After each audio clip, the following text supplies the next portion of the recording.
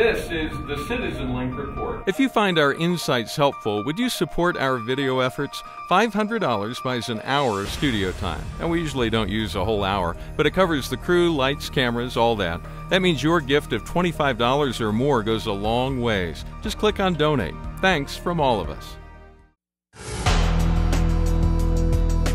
This election is about values, where you stand on life, marriage, religious freedom, and all the other pro-family issues. How will that influence your thinking? This is the CitizenLink report. Hi, I'm Stuart Shepard, along with Carrie Gordon-Earl, who heads up our analyst team. Hi, Carrie. Hi, Stuart. This is an election about values, among other things, and it's really the intersection now of values and voting. How important is this election for pro-family values? Well, Stuart, a lot of people may feel like our family. By this time in the election cycle, we're just ready for it to be over. We are tired of the ads, the claims and the counterclaims, the political rhetoric. We've had an earful, if you will. So I just want to encourage people today to take a deep breath, to think about why you care as an American about the election, to think about the values that you share with the people of faith in your community, with your family, and to let that be your motivating factor. This is not a year to sit out. This is not a year to tune out what's happening with an important critical election like this.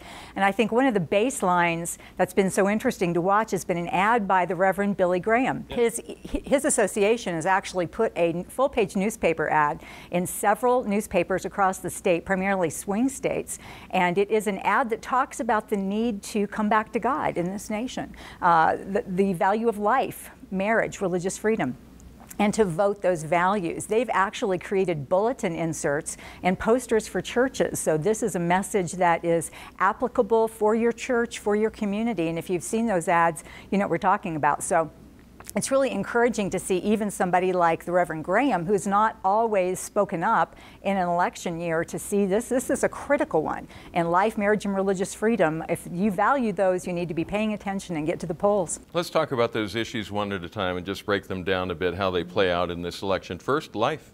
Well, the life issue, and again, this is going to be applicable both at the federal and the state level, but at the federal level, the funding for Planned Parenthood is something that's still on many people's mind in this nation. Planned Parenthood is the nation's largest abortion seller, and it gets hundreds of millions of dollars from state and federal government. So defunding Planned Parenthood is an issue that could easily be on the table again with Congress, depending on how this election goes. You also have efforts at the federal level to restrict the federal health care law, which right now would require subsidizing of abortion from taxpayer dollars, to go ahead and change that. Also, to ban abortions that are based on the gender of the preborn baby, what are called sex selection abortions.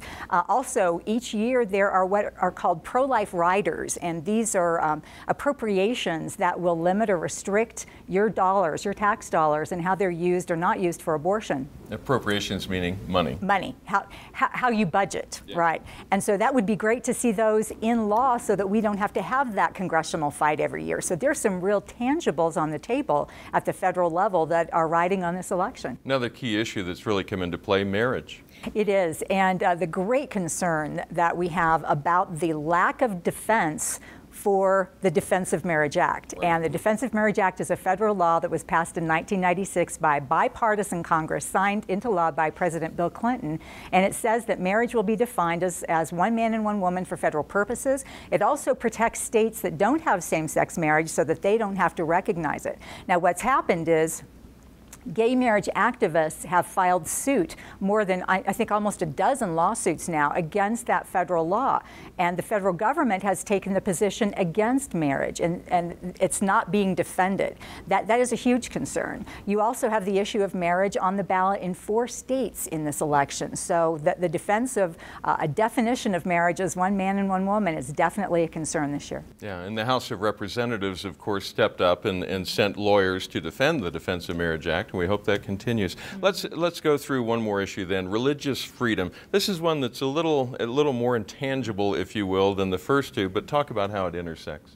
Well, we are continuing to see many cases that are being filed across the country where people's rights to the rights of conscience, their rights to engage and to practice their faith in the public square are being challenged. And the biggest one, which we've talked about on this webcast multiple times, is the HHS mandate that's part of the new federal health care law that requires virtually all employers, even religious nonprofits, to provide contraceptives, possible abortion-causing drugs, and sterilization in their employees' health care plans. There are 37 lawsuits right now challenging that. So what's going to happen with that policy? That's another one of the filters that we would encourage values voters to be looking at as you're deciding who to vote for very soon. I want to give you a chance to speak directly to our viewers and give them encouragement and affirmation as they head for the polls. Well, you know, again, I think people get tired. We forget all the money and all the ads and all the energy that will go into a presidential election year. And I just want to encourage folks not to grow weary in doing good. And doing good means engaging. It means voting. It means getting to the polls, making sure your friends and family are doing that as well. This is not a year to sit it out. This is a year to make sure that you are having your values count, that you are joining Reverend Graham and millions of pro-family, pro-life folks across this country and having your voice heard. We also would encourage you to review the candidates you vote for through the lens of a biblical worldview. If you care about protecting human life, the definition of marriage, protecting religious freedom so that we have the right to have a webcast like this even available, we would encourage you to look at the candidates on your ballot based through that lens. And finally, to be in prayer. This is a nation that desperately needs revival. We need to come back to God, and a lot of the struggles that we see in these social issues that are so dear to us are because we're not living in that way. And I would just encourage Psalm 33:12. That scripture says, "Blessed is the nation whose God is the Lord." And may once again in the United States, we be a blessed nation because the Lord is our God. So we would encourage you with those words, be active, look at those candidates through a biblical worldview, and be in prayer for this election. All right. Carrie, thank you for those insights. Very helpful. And thank you for watching. We appreciate that you drop by and spend some time with us each week. We also appreciate hearing from you. You may always write to us at mail@citizenlink.com. We encourage you to pray for the nation as we come to this crossroads and make a decision about who at every level, from the federal all the way down to local elections, will lead us in this country. Pray for wisdom and clarity for all of us as we make those critical decisions. And remember, stand tall and be heard.